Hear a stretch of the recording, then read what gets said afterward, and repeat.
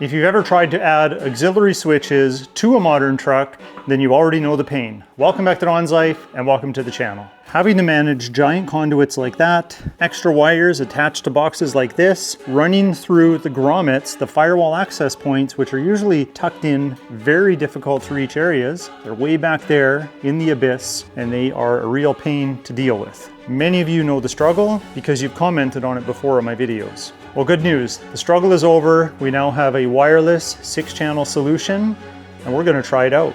Let's go.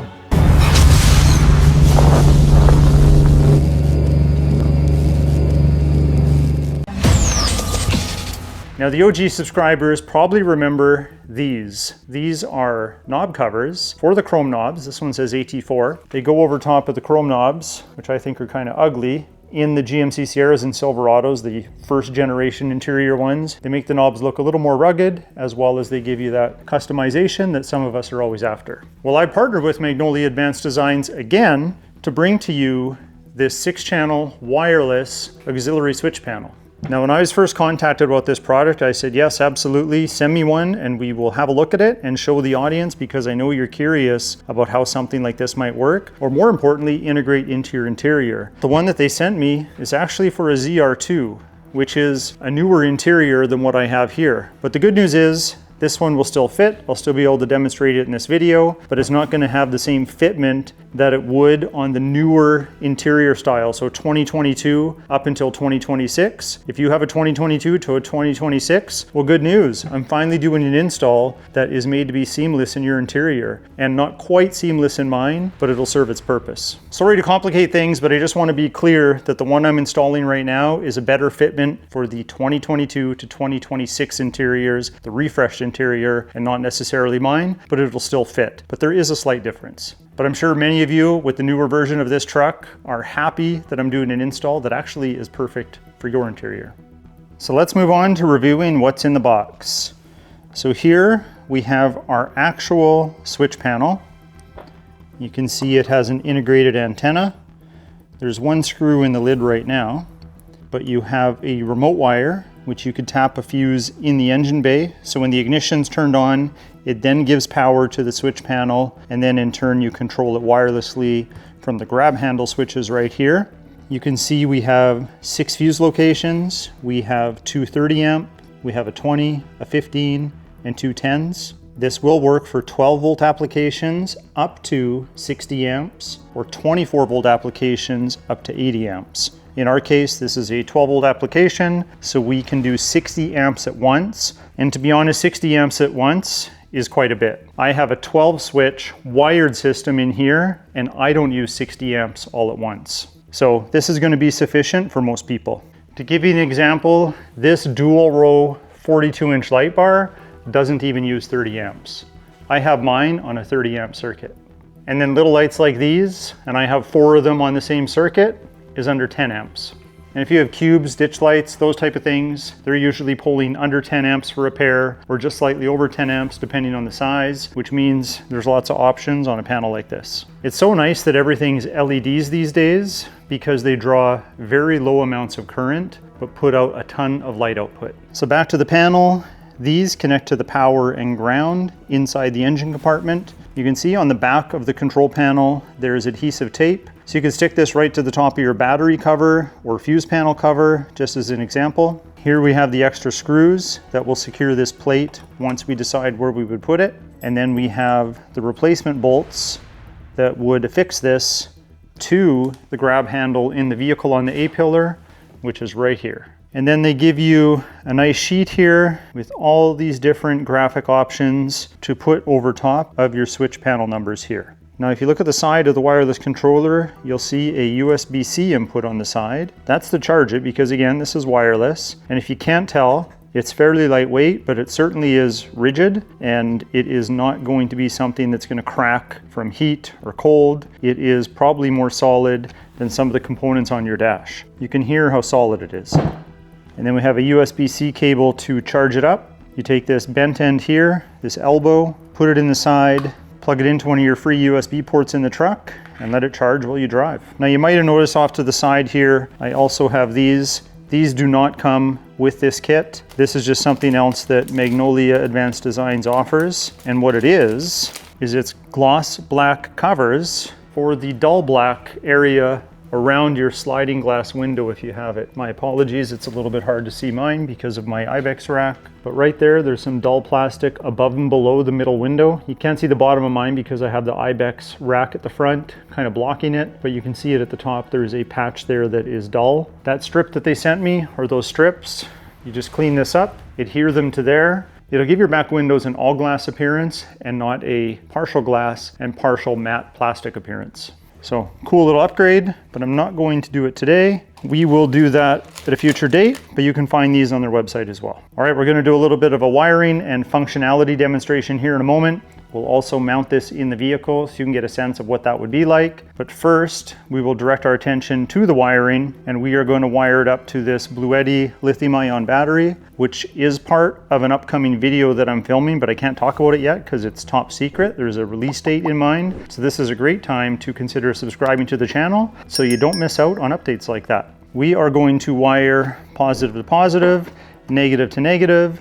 We are going to feed them into the box here. I really like that they have these weatherproof grommets right here to get your wires to go in there. That way it's much less likely that you would have any short circuits. And then from the other end, you feed your devices through here. And remember, this is your remote turn-on wire to give the panel power when the ignition's on. But for this demonstration, we can connect it with the positive so it thinks that power or ignition is already available and turned on.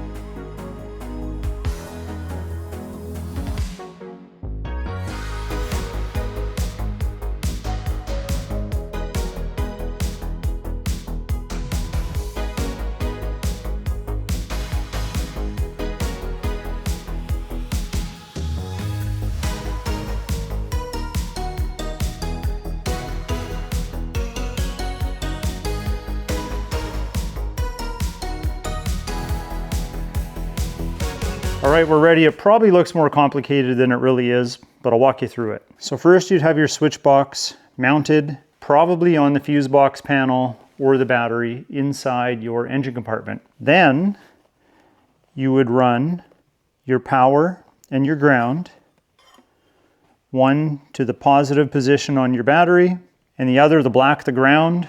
Instead of running directly to the battery, in a vehicle like this one, GMs anyway, they prefer that you ground to the chassis. So you'd have to find a ground that you could ground to. You can see mine's packed with stuff, but there is a ground right here. There's a post that threads out. You can ground right there if you have the same vehicle. And then you would run your remote turn-on wire to a fuse that is active only when the ignition's on. And you're bound to find one in the fuse panel in the engine bay. And worst case scenario, if you had to run a remote wire into the cab, well, you're only running a small wire like this. For myself, my remote turn-on wire for my wired system does go through the firewall on the passenger side, and it's connected to my air-conditioned seat fuse because those only work when the accessory or the ignition is turned on, which is the intent behind this wire. But again, for this demonstration, we're connecting it to live power right now. That way, the box gets the power and can communicate wirelessly with the controller right here. Now, as for a test device, I've wired up a couple of cube lights here to the 10 amp position on the switch panel. The top one's positive, the next one's negative, and then I just ran this wire out the front here back to the battery as we talked about. And you can see they're labeled here, positive, negative, so that's kind of your legend right there. It wouldn't hurt to take like a red Sharpie or a black Sharpie and just put a mark where the positives and negatives are. That might be something you want to do, just a quick tip for you. But what I've done with these lights is they come with this giant harness right here with relays and plugs. So I just popped out the relay to simulate wiring directly to the lights, because that's the purpose sometimes of having these switches, is so you can get rid of this bulk. Like, who really wants all this extra wiring if you don't need it? Because this has the relays built in as well as the fuse protection. So if you can use this, it's much more convenient and much tidier. This one's super durable. It's made out of a metal. Mine's plastic. I'd much rather have metal. So now if I've done everything right, we should be able to turn the battery on. That's right, this lithium battery has an on and off switch. So now it's energized. It is now sending power to the box. The box has a green LED here for when it receives signals. we should turn this on so it can start sending signals. We have our 6 buttons. Actually, I think number 6 is associated with this one here. So when I press auxiliary 6, this green light should turn on and these lights should turn on all at the same time. I'll give you the vantage point here and let's try it. Did you have any doubt? So you saw that blink just for a second. This circuit is now on, which is signified by the red LED, and our lights work. There's also another button here. It's this flash button, or this strobe. So now, whatever active lights are on, if we have an emergency situation, we could easily flash our lights with the push of a button. That is really, really easy. Probably the fastest way of doing that I know of without having to pre-program anything. Very cool. All right, one last thing to do. Let's mount this up in my truck and try using it from there. Okay, here we are in my interior. Now my grab handle is one piece with this entire A-pillar trim. So for mine, and this is actually the same for all the interiors, there's 2 bolts we need to remove. And this is a 10 millimeter.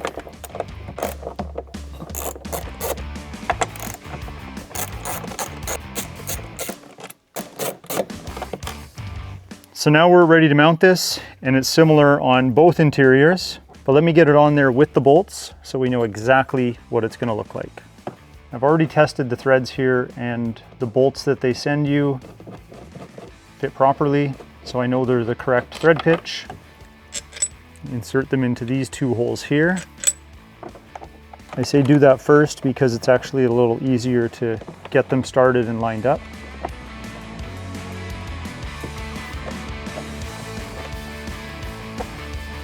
Now I'm not going to go crazy and cinch these down as tight as they'll go. I'm just making sure they're snug. But this is the fitment on a 2021 GMC Sierra with the older interior. Obviously I've upgraded the screen here because I test these out. I've tested 4 different screens now in this truck. But you can see this is the old interior, and my grab handles are a 1 piece built into the whole A-pillar. The newer ones, this handle actually is a separate piece. But that's the fitment. And honestly, even if this is the only version of this available, I don't know about you, but I could live with that. There's a tiny little gap up here at the top, but there's nothing around these edges. The areas that these panels cover to get to the bolts, again, it only shows a little bit right there, which I don't think anybody would even notice. So we are going to turn the panel on, find button 6, and there's our lights. So it works fine. Let's do some flashing. Works good, and all wireless. Now remember, this is rechargeable, so plug it into a USB port. When the vehicle is on in accessory mode like mine is, or running, then it will charge the handle. Just find the USB port, plug it in. You can see it lights up, and the panel is off, but it lights up where it's plugged in, so you know it's charging.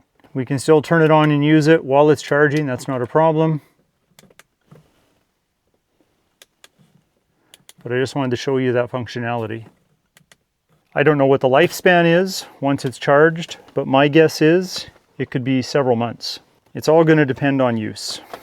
Well there, I hope you know a lot more now about this wireless 6-channel auxiliary switch panel from Magnolia Advanced Designs. If you want to learn more or check out any of the products talked about in today's video, I will leave links in the video description below, as well as an exclusive discount code, DON10, to save you some money. I tell you, I'm excited at the proposition of something like this for my Corvette C8. I would love to have a wireless switch panel for some ideas that I have when it comes to that vehicle. So I think this is a pretty cool product, and I'm glad I had the opportunity to review it today. So I am curious to know what you think of this product. Leave a comment below. Let me know what you would wire up to it. And on that note, if you found this video informative, please hit that like button. It helps me out tremendously. Please consider subscribing, and we'll talk to you next time.